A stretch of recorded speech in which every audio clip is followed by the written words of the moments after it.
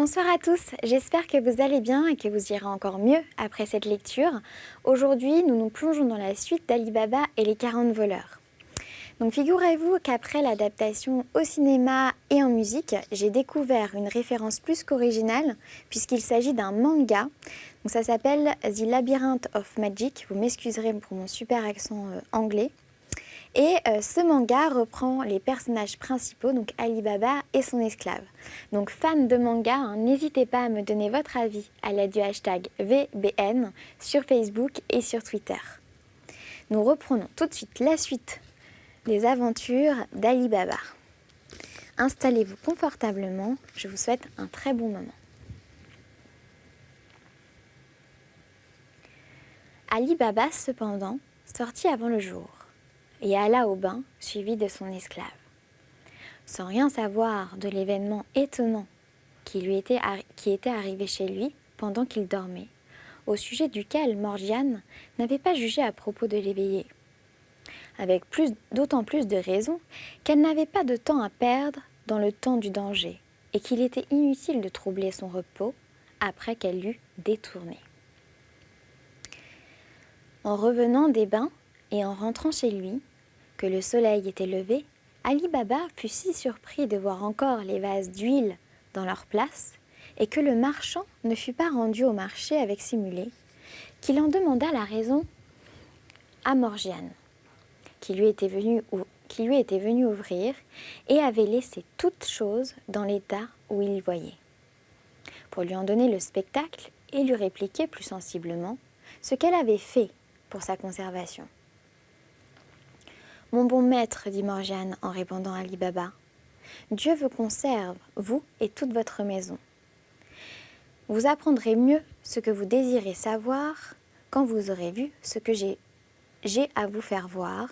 Prenez la peine de venir avec moi. » Ali Baba suivit Morgiane quand elle lui fermait la porte et elle le mena au premier vase. « Regardez dans le vase, lui dit-elle, et voyez s'il y a de l'huile. » Ali Baba regarda, et comme il vit un homme dans le vase, il se tira en arrière, tout effrayé avec un grand cri. « Ne craignez rien, dit Morgiane. L'homme que vous voyez ne vous fera pas de mal. Il en a fait, mais il n'est plus en état d'en faire, ni à vous, ni à personne. Il n'a plus vie. » Morgiane s'écria à Ali Baba, « Que veut dire ce que tu viens de me faire voir? Explique-le-moi. » « Je vous l'expliquerai, dit Morgiane.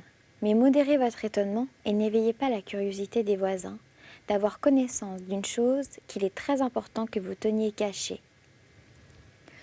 Voyez auparavant tous les autres vases. » Ali Baba regarda dans les autres vases, l'un après l'autre, depuis le premier jusqu'au dernier, où il y avait de l'huile, dont il remarqua que l'huile était notablement diminuée. Et quand il eut fait, il demeura comme immobile, tantôt en jetant les yeux sur les vases, tantôt en regardant Morgiane sans dire un mot, tant la surprise où il était grande. À la fin, comme si la parole lui fût revenue, « Et le marchand, demanda-t-il, qu'est-il devenu ?»« Le marchand, dit Morgiane, est aussi peu marchand que je suis marchande. Je vous dirai aussi qui il est et ce qu'il est devenu. Mais vous apprendrez toute l'histoire plus commodément dans votre chambre, car il est temps, pour le bien de votre santé, que vous preniez un bouillon après être sorti du bain. » Pendant qu'Ali Baba se rendit dans la chambre, Morgiane alla à la cuisine prendre le bouillon. Elle lui apporta et, avant de le prendre, Ali Baba lui dit « Commence toujours à satisfaire l'impatience où je suis et raconte-moi une histoire si étrange avec toutes ces circonstances. » Morgiane, pour obéir à Ali Baba, lui dit « Seigneur, hier soir, quand vous vous fûtes retiré pour vous coucher, je préparai votre linge de bain comme vous veniez de me le commander, et j'en chargeai Abdallah. Ensuite, je mis le pot au feu pour le bouillon, et, comme je l'écumais, la lampe, faute d'huile, s'éteignit tout à coup. Et il n'y en avait pas pour une goutte dans la cruche. Je cherchai quelques bouts de chandelle, et je n'en trouvai pas. Abdallah, qui me vit embarrassée, me fit me souvenir des vases pleins d'huile qui étaient dans la cour. Comme il n'en doutait pas non plus que moi, et comme vous l'avez cru vous-même, j'ai pris la cruche et je courus au vase le plus voisin. Mais comme je fus près du vase, il m'en sortit une voix qui me demanda « Est-il temps ?» Je ne m'effrayai pas, mais en comprenant sur le champ la malice du faux marchand. Je répondis sans hésiter « Pas encore, mais bientôt. » Je passai au vase qui suivait et une autre voix me fit la même demande, à laquelle je répondis la même chose. J'allai aux autres vases, l'un après l'autre, à pareille demande, pareille réponse, et je ne trouvai de l'huile que dans le dernier vase dont j'emplis la cruche. Quand j'eus considéré qu'il y avait 37 voleurs au milieu de votre cour, qui n'attendaient que le signal ou le commandement de leur chef, que vous aviez pris pour un marchand et à qui vous aviez fait un si grand accueil, au point de mettre toute la maison en combustion, je ne perdis pas de temps. Je rapportai la cruche, j'allumai la lampe, et, après avoir pris la chaudière, la plus grande de la cuisine, j'allai remplir l'huile. Je la mis sur le feu, et quand elle fut bien bouillante, j'en allai verser dans chaque vase où étaient les voleurs, autant qu'il en fut pour les empêcher tous d'exécuter le pernicieux dessein qui les avait amenés. La chose ainsi terminée, et la manière que j'avais méditée, je revins dans la cuisine, j'éteignis la lampe, et, avant que je me couchasse, je mis à examiner tranquillement par la fenêtre quelle partie prendrait le faux marchand d'huile. Au bout de quelque temps, j'entendis pour le signal, il jeta à la fenêtre des petites pierres qui tombèrent sur les vases, il en jeta une seconde, une troisième fois, et comme il n'aperçut ou n'entendit aucun mouvement, il descendit. Et je le vis aller de vase en vase, jusqu'au dernier. Après quoi, l'obscurité de la nuit fit que je le perdis. J'observai encore quelque temps, et comme je vis qu'il ne parvenait pas, je ne doutais pas qu'il se fût sauvé par le jardin, désespéré d'avoir mal réussi. Ainsi, persuadé que la maison était en sûreté, je me couchai.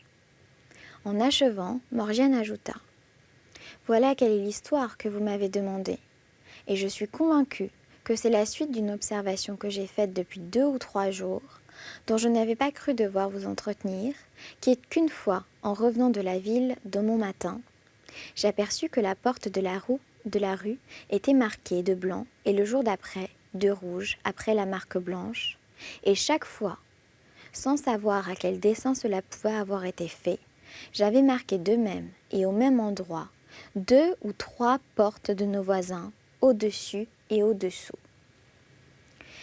Si vous joignez cela avec ce qui vient d'arriver, vous trouverez que tout a été machine par des voleurs de la forêt, dont je ne sais pourquoi la troupe est diminuée de 2.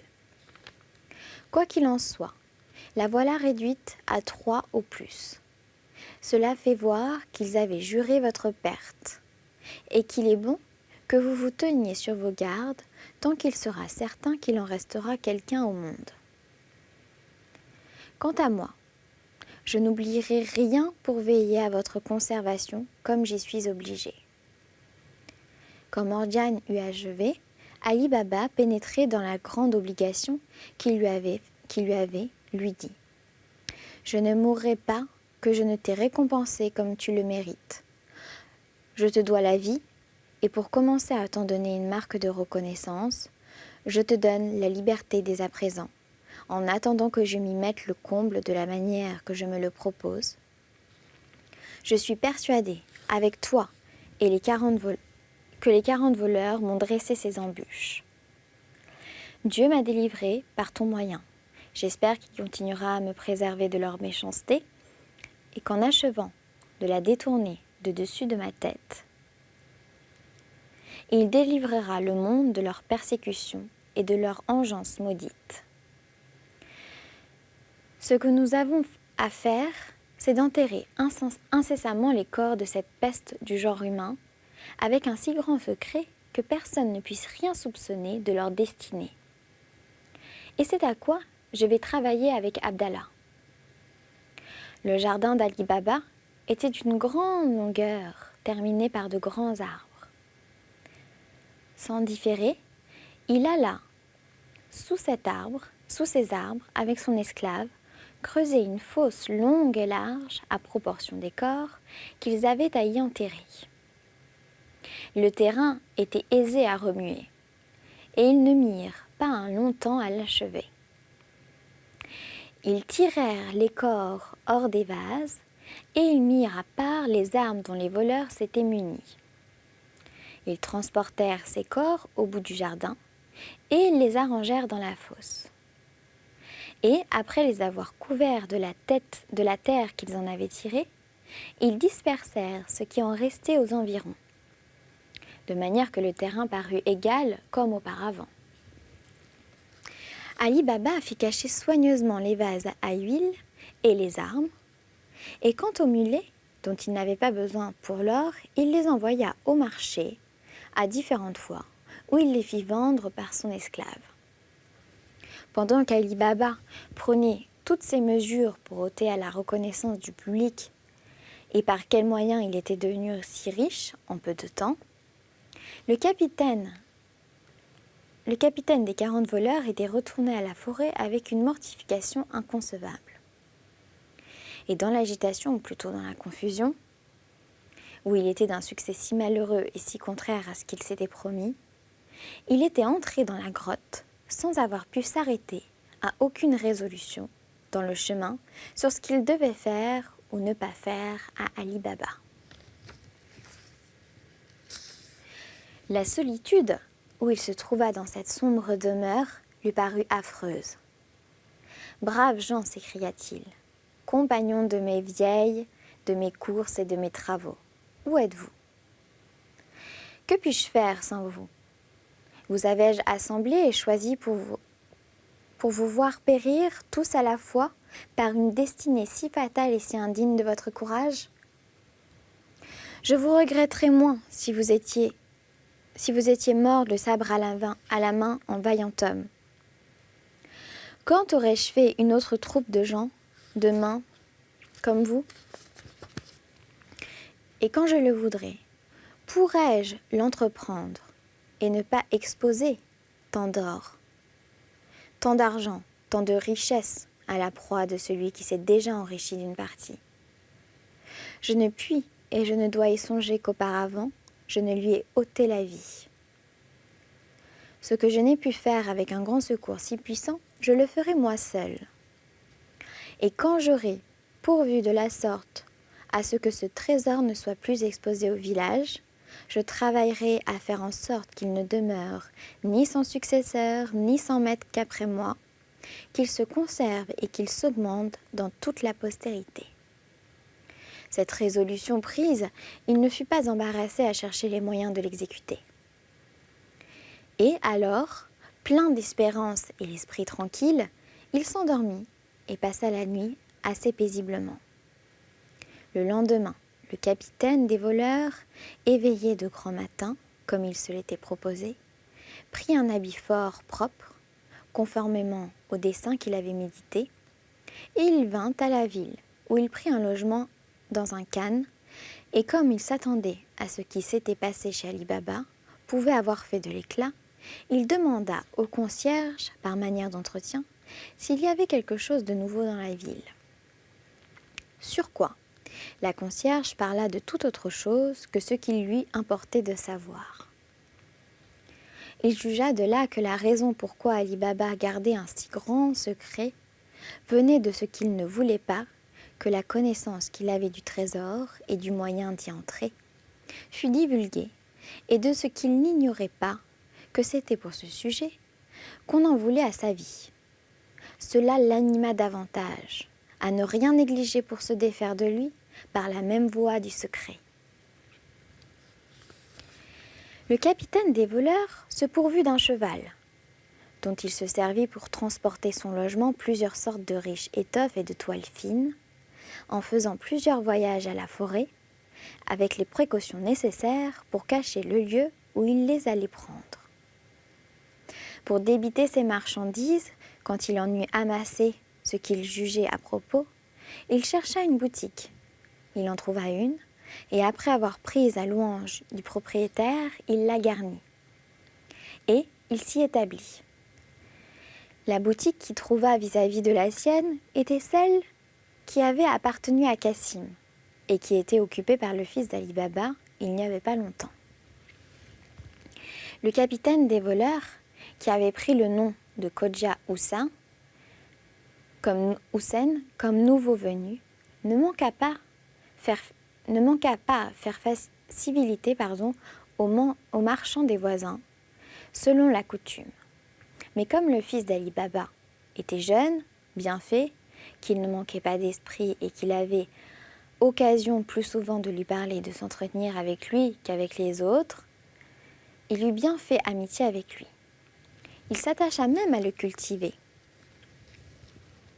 Plus fortement et plus assidûment, devant 3 ou 4 jours après son établissement, il reconnut à Ali Baba qui vient voir son fils qui s'arrêta à s'entretenir avec lui comme il avait coutume de le faire. Il augmenta ses empressements auprès de lui, il le caressa, il lui fit de petits présents, il le régala, et il lui donna plusieurs fois à manger. Le fils d'Ali Baba ne voulut pas avoir tant d'obligations à Kodja Hussein sans lui rendre l'appareil. Mais il était logé étroitement, et il n'avait pas la même commodité que lui pour le régaler comme il le souhaitait. Il parla de son dessein à Ali Baba, son père, en lui faisant remarquer qu'il ne serait pas bien séant qu'il demeurât plus longtemps sans reconnaître les honnêtetés de Kodja Hussein. Ali Baba se chargea du régal avec plaisir. « Mon fils, dit-il, il est demain vendredi, comme c'est un jour que les gros marchands comme Kodja Hussein et comme vous tiennent leur boutique fermée, faites avec lui une partie de promenade pour l'après-dîner et en revenant, faites en sorte que vous le fassiez passer par chez moi et que vous lui fassiez entrer. Il sera mieux que la chose ne se fasse de la sorte que si vous l'invitiez dans les formes. Je vais ordonner à Morgiane de faire le souper et de le tenir prêt. » Le vendredi, le fils d'Ali Baba et de Kodja Hussein se retrouvèrent l'après-midi au rendez-vous qu'ils s'étaient donné et ils firent leur promenade. En revenant, comme le fils d'Ali Baba avait affecté de faire passer Kodja Hussein par la rue où demeurait son père quand ils furent arrivés devant la porte de la maison, il l'arrêta et en frappant. « C'est lui, dit-il, la maison de mon père, lequel, sur le récit que je lui ai fait l'amitié dont vous m'honorez, m'a chargé de lui procurer l'honneur de votre connaissance. Je vous prie d'ajouter ce plaisir à tous les autres dont je suis redevable. » Quoique Kodja Hussein fût arrivé au but qu'il s'était proposé, qui était d'avoir entré chez Ali Baba et de lui ôter la vie sans hasarder la sienne, en ne faisant pas d'éclat, il ne laissa pas néanmoins de s'excuser et de faire semblant de prendre congé du fils. Mais comme l'esclave d'Ali Baba venait d'ouvrir, le fils le prit obligeamment la main et, entrant le premier, il le tira et le força en quelque manière d'entrer malgré lui. Ali Baba reçut Kodja Hussein avec un visage ouvert et avec le bon accueil qu'il pouvait souhaiter. Il le remercia des bontés qu'il avait fait pour son fils. « L'obligation qu'il vous en a, et que je vous en ai moi-même, ajouta-t-il, est d'autant plus grande que c'est un jeune homme qui n'a pas encore l'usage du monde et que vous dédaignez pas de contribuer à le former. »